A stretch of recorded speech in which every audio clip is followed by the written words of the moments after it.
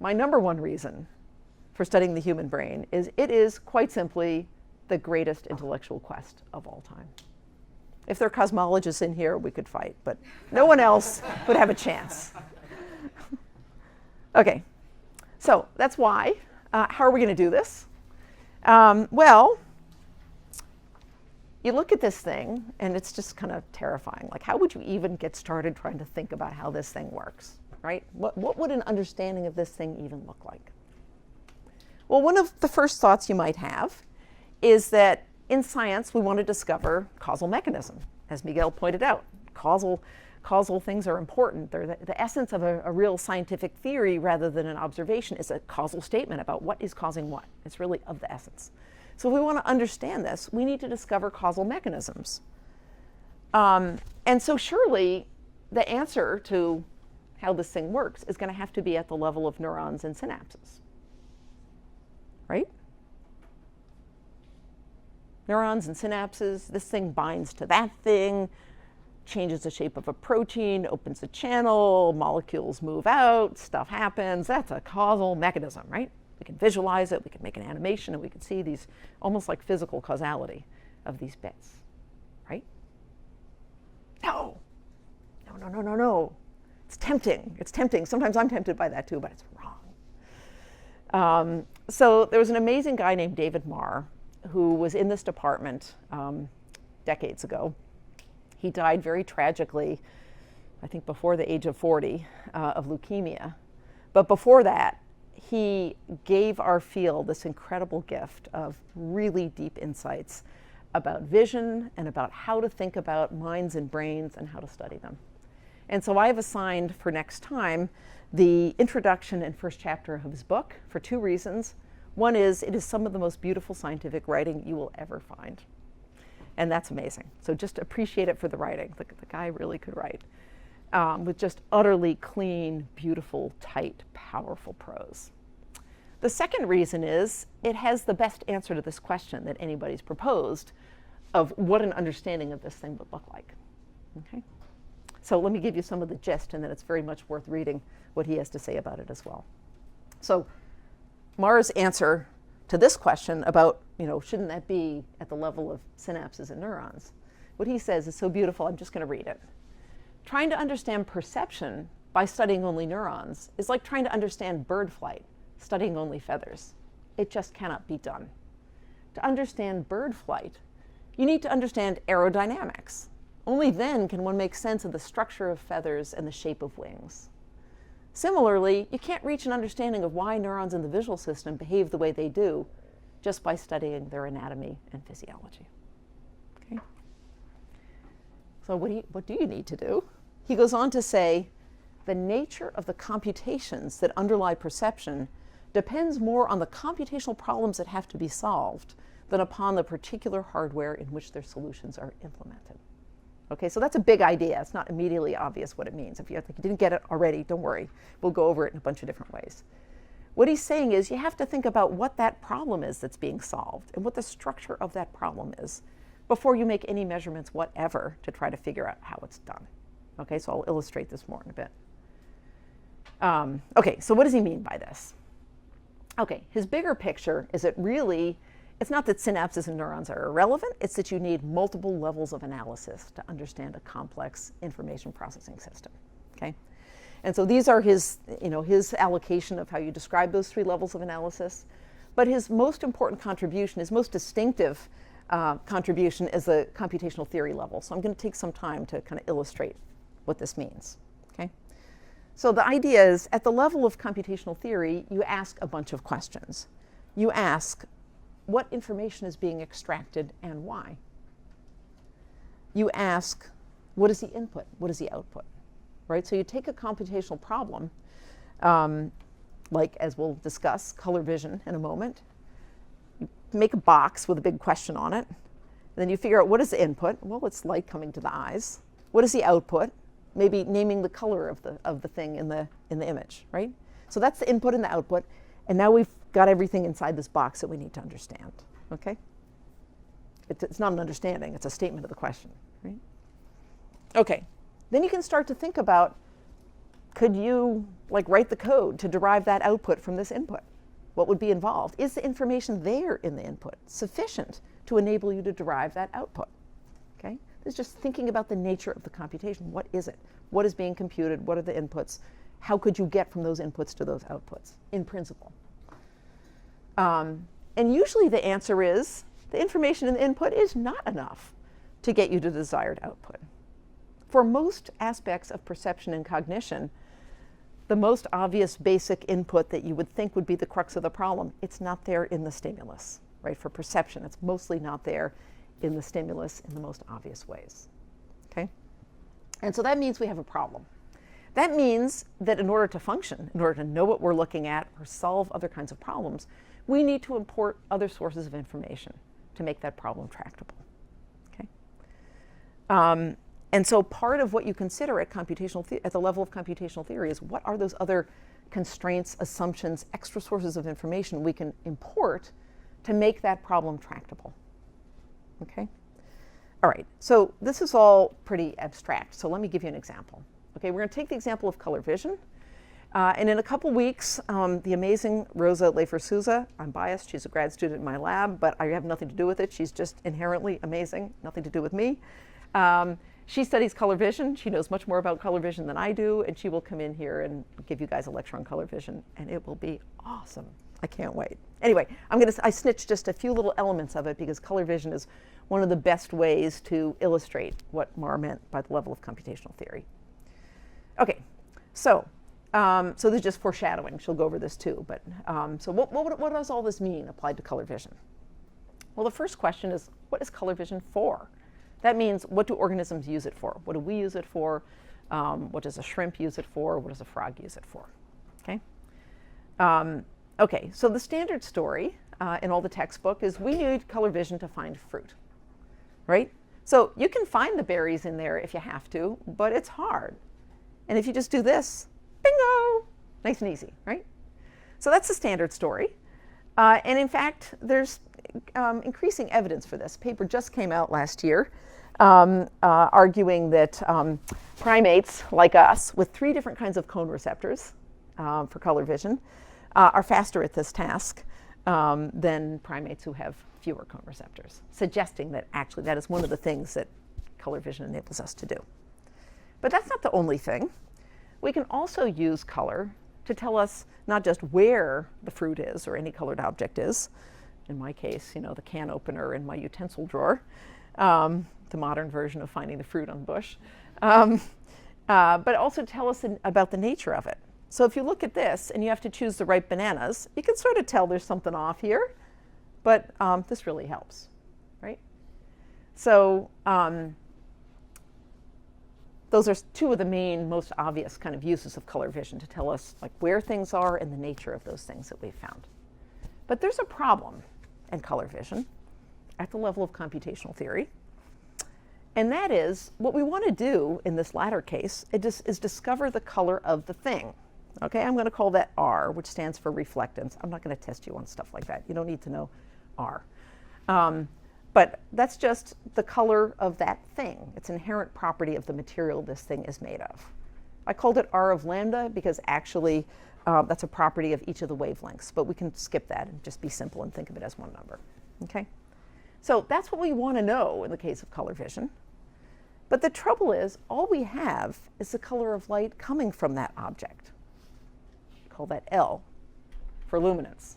So that's an eyeball. I know it's not a great eyeball. It's the best eyeball I can do in PowerPoint. And a retina in blue with the back. And so there's light coming off the object, and we're trying to infer what the color of this object is, and that's all we have to go on is the light coming from that object. Okay? So far, so good. But there's a problem.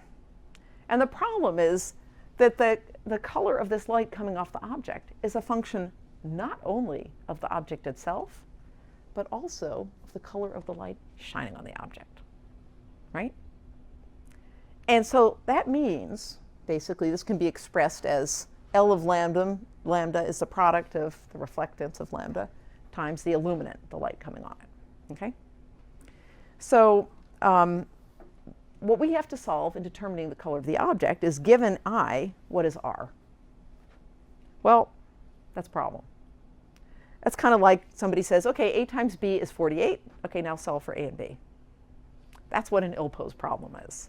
A problem like that where you do not have enough information to come up with a unique solution. And that's the problem that we're in with color vision. We're only given L. We can't get R. We're not given this directly. We're only given that. Okay? Okay. So this is what is called an ill-posed problem or underdetermined problem. And the implication is we have to bring in other information in order to solve this. It's not there in L alone. Okay? And so the big point I'm making here is that many inferences we make in perception and cognition are ill-posed in just this kind of a way. Right? Not always with the same clean, easy to describe way, but it's kind of lurking in there somehow. So I'm going to give you just briefly two other examples. One is the problem of shape perception. Okay, so in vision, we have objects in the world that cast images on the retina. Okay, that's optics. But in trying to understand the world, in doing vision, we try to go the other way. We try to say, given this retinal image, what is the object in the world that caused that retinal image? That's what we're doing when we look around the world. We want to know what's the stuff out there that's making this stuff impinge on my retina. So it's sometimes called inverse optics, or the inverse optics problem, because you're trying to do optics backwards. Okay? All right. So the problem with this is that it's many to one. There are many different objects in the world that can cast the same retinal image. In this case, just as 2D objects. Right? So those are all very different shapes, which, if aligned in the right way, could all cast the same retinal image. And that means if we're trying to go from this to this, it's also ill-posed. Okay? We don't have enough information in just the retinal image to infer the 3D shape of the thing. Okay? Everybody get how that's also another case? All right. Okay. One other example. This is a kind of famous one from philosophy and developmental psychology. It comes from the philosopher Quine way back, and he pointed out that there's this problem of reference. If you go to some exotic location and a person where you don't speak the language, and a person there points to something like this and says, "Gavagai," they're trying to teach you their language, you have a fundamental problem. What are they referring to when they say Gavagai? They might be referring to rabbit, or fur, or ears, or motion, or in something that only a crazy philosopher would come up with, undetached rabbit parts. Don't ask me, that's Quine. Philosophers love that kind of stuff. I said, what? Anyway, the point is, there's an unlimited set of weird other things that could be referred to by that word. So this is not just an abstract philosophical problem. This is a real problem that all of you faced when you were infants, and that every infant faces in trying to learn their native language. They hear parents and other people say stuff, and there are lots of information out there, and they have to try to figure out what is it about this input that object refers to. And again, this is an ill-posed problem. Simply this alone isn't enough to solve the problem. Okay? So in this case, like all the other cases that we'll consider, what it means is there has to be some other source of information. In this case, it turns out that the other sources of information are all kinds of things to do with social cognition. What was the person looking at when they said Gavagai, and other background information that has to come to bear. Okay? All right. All that just to kind of hammer this idea of what an ill-posed problem is, and to say that many, if not most, of the inferences we make in perception and cognition are ill-posed in this way. Okay, and hence require other kinds of information. Okay, so back to all of this was computational theory of color vision. What information is extracted? At the level of computational theory, we ask what information is extracted and why. In this case, what's extracted is R, reflectance, which is useful for characterizing objects. What cues are available? Only L, and that's ill-posed because I is unknown, and so we can't solve for this. Okay. Then we get to what regularities in the world might constrain the inference. Okay, so what do we do about this? What other sources of information are we going to import to try to solve this problem? Okay, and so I'm not going to get into this much. Rosa will talk more about it. And I'll just say that notice that all of this has happened without making any measurements. Right? You might make measurements with a photometer or something measuring the energy of light from objects with different lighting conditions. But you certainly wouldn't make any measurements in psychology or neuroscience. And so the important point, this is what Marr means when he said, to understand the nature of color vision, we need to do all this first and understand these things. Until we understand what the fundamental nature of the problem is that's being solved in color vision, we're not going to be able to make any sense of what the neurons are doing or what the behavior shows. Okay? All right. So that was one level of Marr. His next level is a level of algorithm and representation. I'm going to slightly speed up. I hope that's not going to be too much. You can tell me later if I was too slow before, too fast later. And so here we want to know, what does the system do? So one way of asking that is, how could you write the code to go from this input to that output? That's just a way of really forcing clarity on thinking about the question. But what that will bring in is, what other assumptions and constraints do you need to make? What are the computations that involved? All of that will arise here. Now, how would we find that out for the case of human color vision? Well, lots of different ways, but I'm going to mention just one. And that is good old-fashioned psychophysics. Okay, so the first time I heard this word was about 35 years ago. I dialed the wrong number at Harvard, and somebody picks up the phone and says psychophysics, and I almost burst out laughing, because to me that was like psychokinesis. It's like, what? You know? But no, psychophysics doesn't mean moving physical objects with your mind. It means having physical things impinge on your mind in different ways and measuring the mental reaction to different physical things in vision, usually in perception. Okay? So it's a venerable, powerful, and very cool field. Basically, it's a fancy version of just asking people what they see or hear or feel. Okay? So let me give you an example of psychophysical measurements that can tell us something about this problem in color vision. And all of this is snitched from Rosa Leifer-Souza. She made these stimuli recently, and they were so awesome. I said, please, please, please, can I use those to illustrate Marr? Okay, so here's a demo. You're going to look at the screen, and I'm going to show you an object. And you're not going to stop and think or do anything complicated. You're just going to blurt out the color of the object. Okay? Here we go. Ready? Blurt out loud. Here we go. Red. Ah, someone said green, but most people said red. Okay, here's another one. Yellow. Okay. Ready? Here's another one. Pink. Green. Interesting. Interesting. Okay, one more. Blue. All right. Very good. Nicely done. Quite a consensus. Every once in a while there was an outlier color that somebody spewed. You'll see why in a minute. So that's a low-tech version of psychophysics, asking people what they see. So what's the big deal with that? The big deal is all of those things had exactly the same color of light coming across, off the car. And you can see that here. Boom! They're all gray. None of them are colored at all. Isn't Rosa awesome? I keep saying that, but Rosa.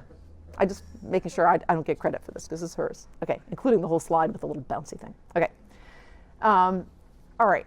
So just so you can see, we're going to go back to the cars. Boom! And they still have their color. Okay.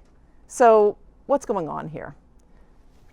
What this tells us is that a patch of an object that reflects the light coming off that little patch of the object is not enough to determine the color of the object. We're using something else beyond that patch that we're reporting the color of. Okay? And the key, as you've probably figured out, and Rosa will tell you more, is this whole business of what the hell is it? I always mix up I and L. I times R equals L. No. Ah. L times R equals I, right? So this, did I do it backwards? Okay, like he said. So the whole essence of this is, what is the color of the light shining on the object? Okay? So some of you who shouted out other colors were looking at the color of the light shining on the thing. We can try this. What color of light is shining on this red car? Yeah, green or cyan or teal. Yeah, exactly. What color light is shining on that car? Yeah, fuchsia, magenta, oh, it's all synonyms. How about on this one? Yeah, blue, purple. Yeah, how about on that one? Right, exactly. So what this shows is, even though you're reporting on the color of the object, that little narrow thing, one, the wavelength coming off that patch is the same in all of these. So two, you must be solving this, making an inference about the illuminant, about the color of light hitting the object. And you can do that by looking at the rest of the image. And that's what's going on here. Okay? So this is just to show you a little teeny bit of low-tech but powerful data that tells you, gives you a clue about how we're solving this fundamental problem of inferring the reflectance of an object in this ill-posed problem, okay, by making inferences about the illuminant based on the rest of the scene. Okay? And Rosa will do more on all of that. And I'm going to skip over this for now because we're running out of time. So all of this to illustrate that when we apply Marr levels of analysis to color vision, we have this whole set of questions, like the nature of the problem up here at computational theory. At the level of algorithm and representation, we can do psychophysics. We can make all these different kinds of measurements where perceptual illusions are really key here to infer what are the extra assumptions that the human system is making to solve those ill-posed problems. That's really the essence of any good perceptual illusion, is that it reveals those extra assumptions that we're using to solve ill-posed problems. Okay? Okay. Okay, so more in Rosa's lecture. Also, I want to make a little plug for 935, not that to, advertise the competition, but it's an awesome course. And if you like this stuff, there will be even more of this stuff. And 935 taught just spectacularly by Josh McDermott. Okay. Finally, Marr talked about 3 levels. And the third level is the kind of most obvious one of, how is this actually done in neurons in brains? Okay.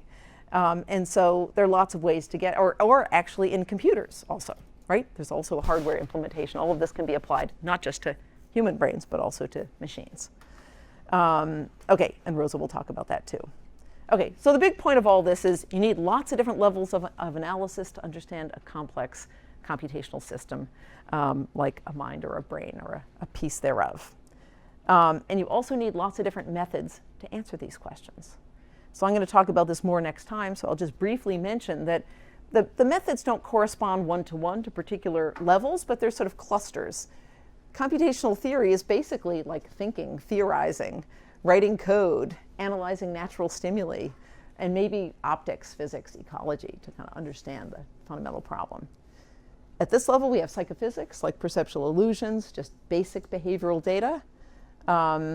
Studying individual differences can be informative. And down here, we have a whole suite of the classic methods of cognitive neuroscience, including studying patients with brain damage, doing functional imaging, measuring what single units are doing in animal brains.